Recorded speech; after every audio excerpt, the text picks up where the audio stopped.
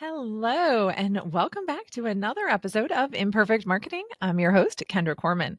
Today, I am joined by Aaron Witnish. He is the co founder of contentonly.au, which specializes in an extraction system that creates 30 days of content in just 90 minutes for personal brands. Thank you so much for joining me today, Aaron. Kendra, I'm so excited to be here. It's Thanks for really having early, me. by the way. It is. Yeah, It's the and it's really morning early for Aaron right now. on our I'm side of the recording in world. the afternoon. We're actually in the future. We're in the morning ahead of everyone in the United States. I always make that joke when I'm doing a cross-continent podcast conversation. I should actually say yes. Happy birthday to my sister, because now that you can hear it, it is her birthday because it's tomorrow. Oh, happy All right. birthday. So let's go ahead and just get started with how did the 30 days in 90 minutes content creation system come about? Well, we've had an agency that's been around for 14 years and we've done content creation as a part of the service. And it was always like pulling teeth trying to get photos from clients, get reviews and things of that nature. And one day I had one of my clients who's a bricklayer in the construction industry. And he said to me, I really want to build up my personal profile in the industry and I want to start doing videos. And I was sitting there thinking, okay, a bricklayer with scripts and a camera trying to do content, it's probably not going to go down too well. But we were on a conversation just like this. And I was like, well, Mark's really good at telling stories, talking to me. He's very affable, has a great personality. So the idea came in that moment. I'm just going to hit record and I'm just going to start feeding you questions while we're chatting. And let's see what happens. So I started asking, how did your business get started? What are some of the challenges on the journey? What are some ticks and trips that you utilize that makes your systems better, and how do you help builders minimize defects? And he just rattled off these beautiful answers like we were having a chat at a pub or a cafe. And then I hit stop record. I sent it to the editor on our team. I said, can you cut any clips that you think we could use as content from this conversation? The next day I got a Google folder back and there are about 12 clips in there. And then I said, put the company branding and the captions onto these videos.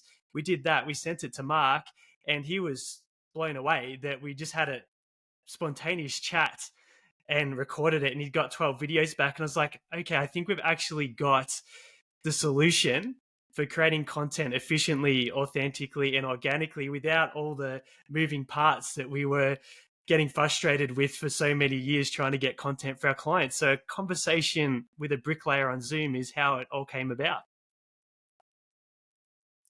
And then if any of my clients are listening, yes, I know you too also delay in sending me approvals, reviews, and photos.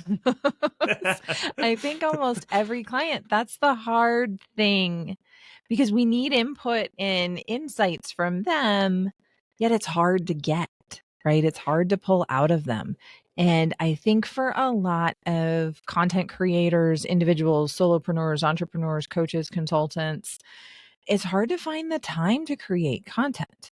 So sitting down for 90 minutes isn't terrible, right? Yeah, just So let's talk about the biggest challenges when it comes to creating content. What are you hearing from people other than time? Because that's always the big one, right? That they're struggling with. well, first of all, it's the ideas. What do I post?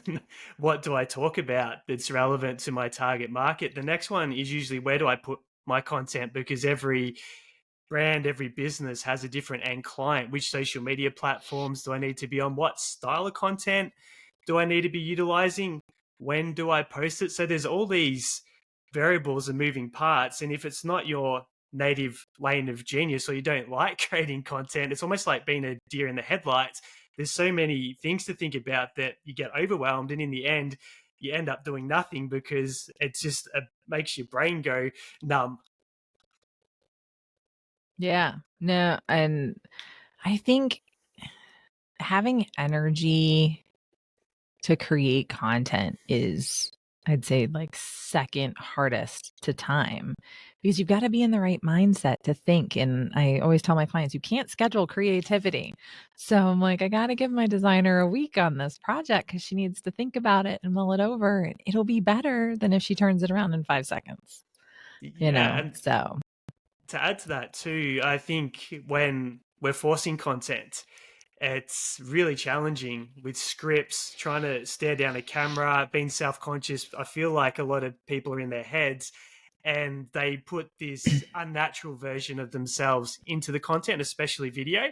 So having a process where it's a conversation as opposed to a script with prompters, you get someone in their natural state with their natural tonality, their natural style of talking. It's very organic, and that makes the process so much easier and so much less pressure than when it's almost a forced process for content creation. yeah, and you definitely don't want to be there because without the authenticity that you bring, it just isn't going to resonate right. Correct. So let's talk about AI because I love AI, and AI is a huge topic in the world of content creation. I use it to help brainstorm and draft and things like that. When I was talking about the energy needed for content creation, one of the really cool things that I like to talk about is the fact that I'm no longer exhausted when I go home because I'm leveraging AI. So, talk to me about where you see AI playing a role in content creation. I think AI is really helpful for people now because it creates efficiency, and people that found it really hard to start with content creation now can reduce the barrier to entry. There's so many capabilities from repurposing videos to helping you write the posts in the right tonality and voice. And before AI, that was a manual process where the human had to do each of the steps. Now, if you have a human driving the AI tool, you can put inputs in where you can start with something that is original and authentic, like a video, like a voice memo that's still not duplicate content that someone else would churn out from a chat GPT, which could be the exact same post, and take that original piece and then let the AI tools help turn that into other posts, other videos, other short form content so you can distribute that and get leverage from that singular effort. So I see it as a great hybrid model where you can take human content and repurpose it into authentic and original content much faster than the old school way where you had to have editors, content writers involved in the process. Okay, so there's two things that I want to stress to everybody listening. So come back here and listen for a second. There's two things that Aaron said that I think are really important. One, he referred to AI as a tool. It is a tool. It is not replacing you. It is a tool. It is not replacing anybody that works for you. Again, it is a tool.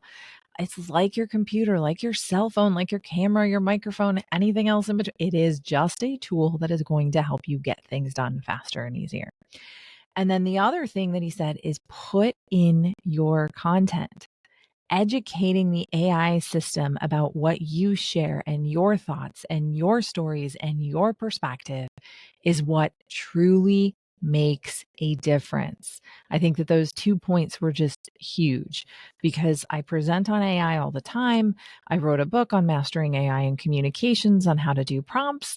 And that one of the biggest pushbacks I get is people are like, "Do you tell all your clients that you use AI?" And I'm like, "Yes."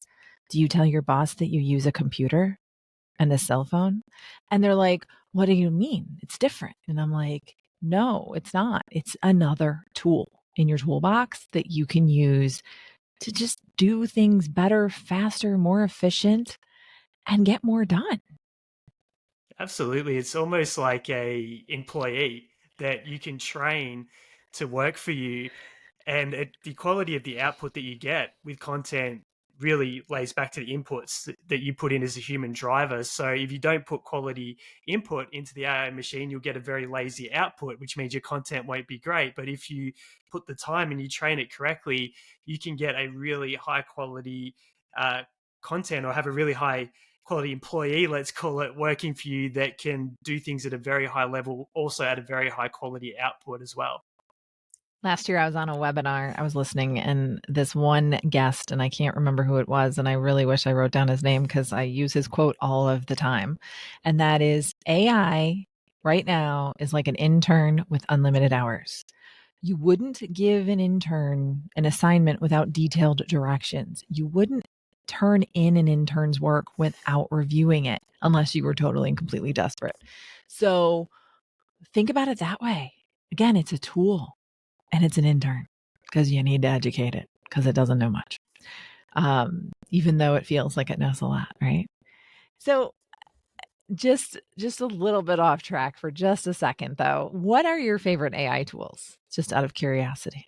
I'll share the ones that we recommend for people that have almost no barrier to entry. So if you're repurposing video content, there's Opus Clip. I think it's opus.pro. So you can take a conversation like this, run it through Opus Pro, and it'll churn out short form video for you, and you can have branded captions, all those things on it. AI will intuitively put them onto the video for you and optimize it. So that can be a really efficient tool for repurposing video.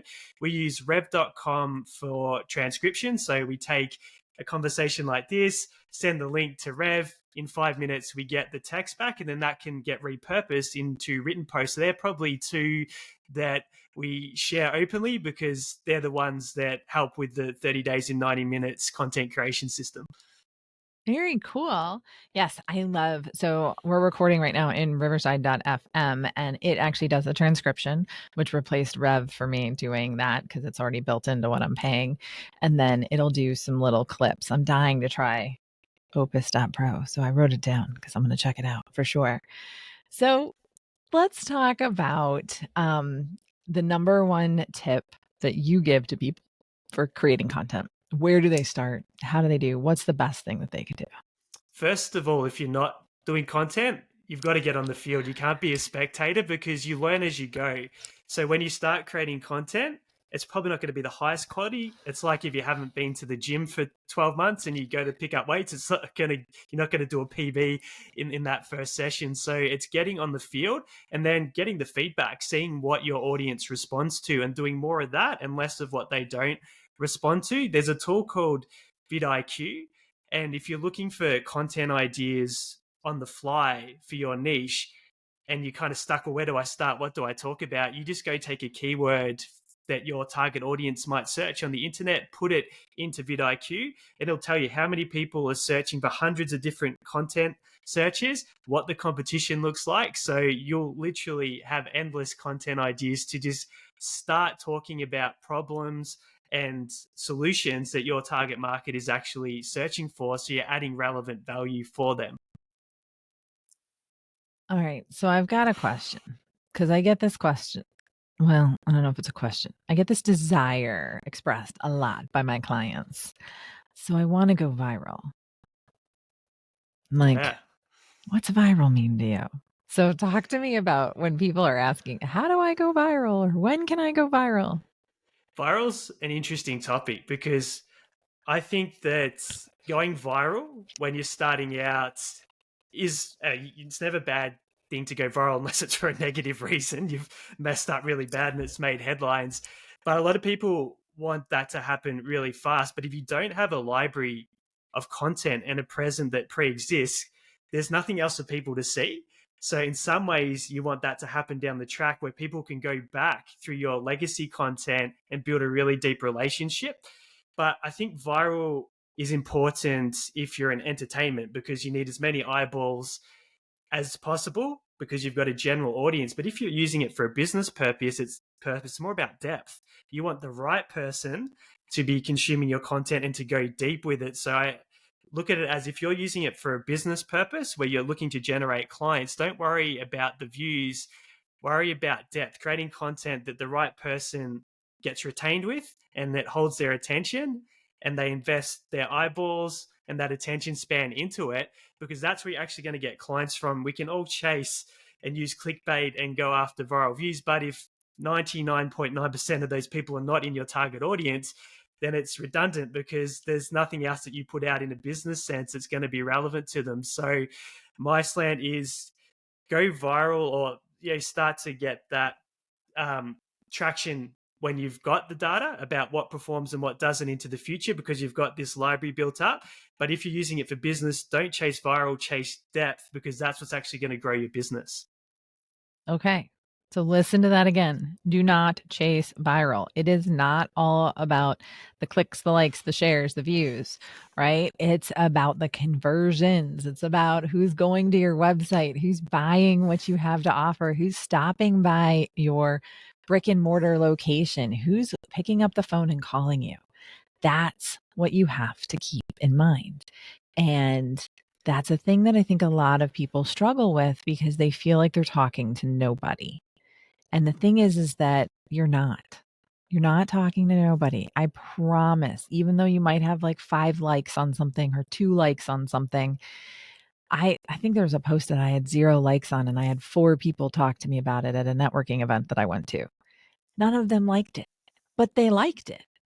They just don't engage with posts on social media. Again, it just depends on who your target is. And I think that that is so, so important to notice. I love how you said that. So I think that that's really important.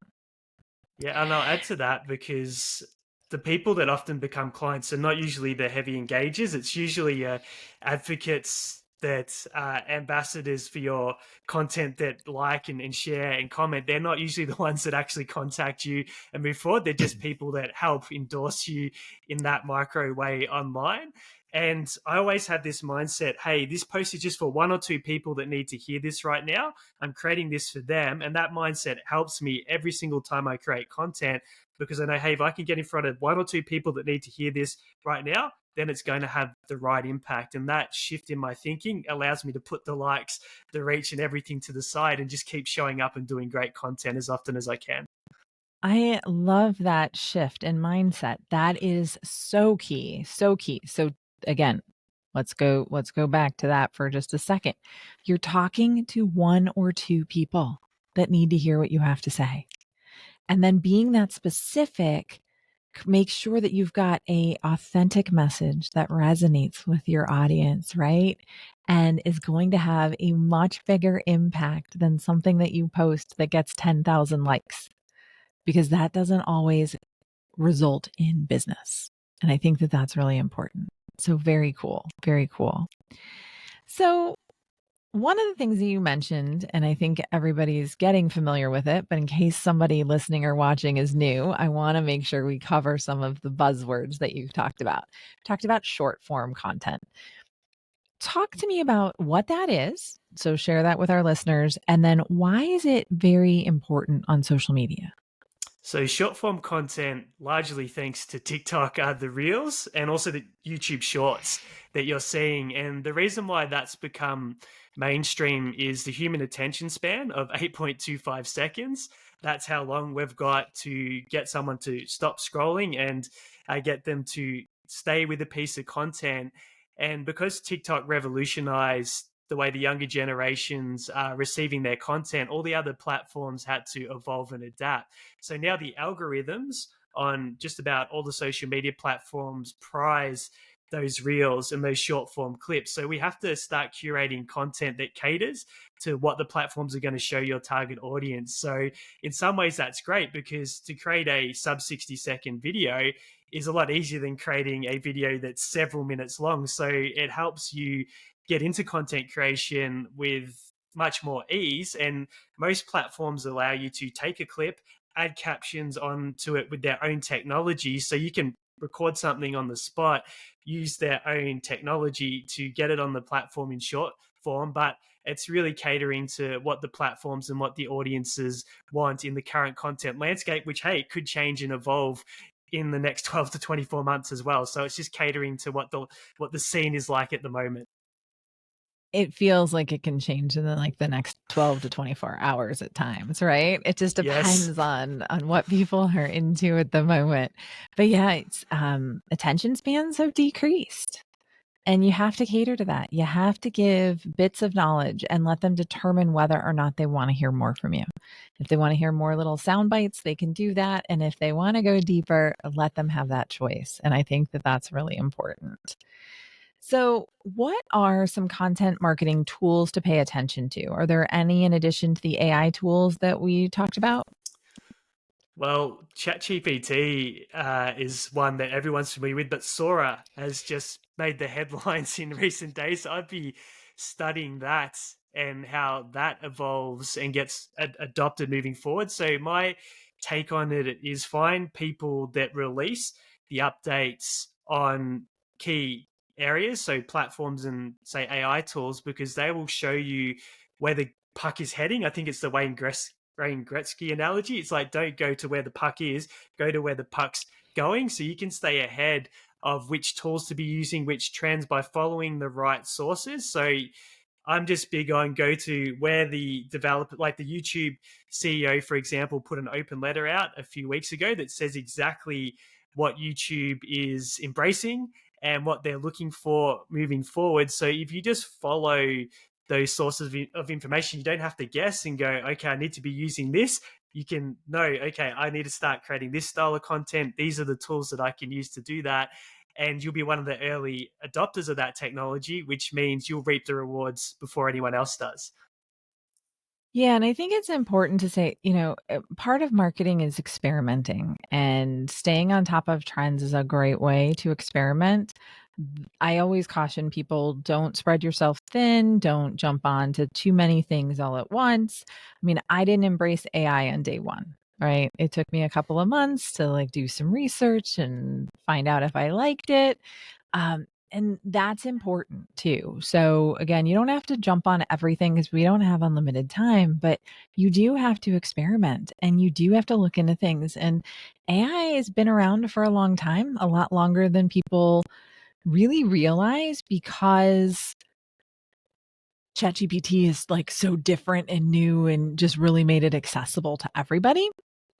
And so I think it's just really important, I think, for everybody to find where you're comfortable with, do your research, but definitely experiment. And AI is here to stay. So get experimenting with that one for sure. Yes, I love that. And so I like, um, I think it's perplexity.ai, ChatGPT, the paid version, and then Claude.ai from Anthropic. Those seem to be the three that I've been migrating to for most of my content stuff, which is pretty fun. So, do you have a favorite? Do you use ChatGPT to come up with ideas, to brainstorm with, or are you using other tools and other ways to help come up with ideas? So I think it's important to know what your primary platform is. And I always go to search engines to get the data on what people are typing for and what content that they're looking for. So if you want a really fast, free shortcut to get content ideas that you know people are typing in and actively searching for, if you just go to Google and let's say you type in weight loss, if you scroll down, there's a people also ask section and it'll give you questions and queries that people are actively typing into Google about that. And those are the headlines and titles for your content ideas. So rather than going to ChatGPT, which is trained on a learning machine, go to sources like search engine or places that are platform specific. So that way, hey, these are what my target audience are definitely searching for. And if I create content around these searches, I know that I'm solving the problems that they're looking to be solved, which makes you an authority in that niche. I love that. So I always tell people, I just had a podcast boot camp not too long ago, and I was letting everybody know, if you want content ideas, go to the people also ask section of Google. And then I love Answer the Public. You only get, I think, one free search a day now, that it was bought by someone else, but answerthepublic.com, it works very similarly to People Also Ask, and it'll tell you what people are searching for, what questions you can answer, which makes content creation so much easier. That's right. And yeah, they're all at your fingertips, and it takes seconds now to get content ideas, which is great for anyone that's willing to get on the field and start participating with content. All right. So we've talked about a lot of things, and a lot of things that I love that you brought up, because then everybody that's watching and listening on a regular basis isn't just hearing me say it. So that's always a positive thing. But Aaron, before I let you go, everything again you shared has been so insightful. The show's called Imperfect Marketing because marketing is anything but a perfect science, as you and I both know. So, what has been your biggest marketing lesson learned? For me, it's actually scaling back marketing when things are going well is been the biggest mistake. So I see a lot of clients make this fatal mistake as well. Oh, we're booked out for XYZ time frame into the future. Let's turn off the marketing because we can't keep up with the demand. And what happens is they start creating this cyclical relationship with the marketplace. So it's feast and famine. And then they only start turning the marketing back on when they actually need the business. And I made that mistake early on in my business career. So my biggest mistake has not been accelerating when we don't need the business and we don't need the marketing to create this massive surplus in demand that we can't meet with supply. So then we can put our fees up or we can handpick who we work with and the projects that we take on. I made that mistake probably 3 or 4 times until it hit me over the head enough to go, okay, never turn off marketing, always be marketing, because the best time to market is when you don't need to be marketing. Yes, 100%. I learned that the hard way myself. I think that all of us have if we're in business and you own a business. So if you're starting out and you've never turned off marketing or haven't started marketing yet, just remember, commit to something that you can keep consistent with. And the reason that that consistency is so, so, so important is because it will make a difference in your marketing. It will make a difference in how you show up. It'll fill your funnel, and then therefore you'll have people waiting in the wings to work with you when you do have capacity. And I think that that is just, that's an awesome lesson to share. So thank you so much, Aaron, for sharing that. I do appreciate it. Now, for those of you listening and watching, if you learned something today, I would greatly appreciate it if you would rate and subscribe wherever you're listening or watching. If you want to connect with Aaron, we've got a link in the show notes to get in touch with him because and check out his product, contentonly.au. So it should be very cool stuff if you want to check out and learn more about that. In the meantime, I hope you have a great rest of your day, and we'll see you next time on another episode of Imperfect Marketing.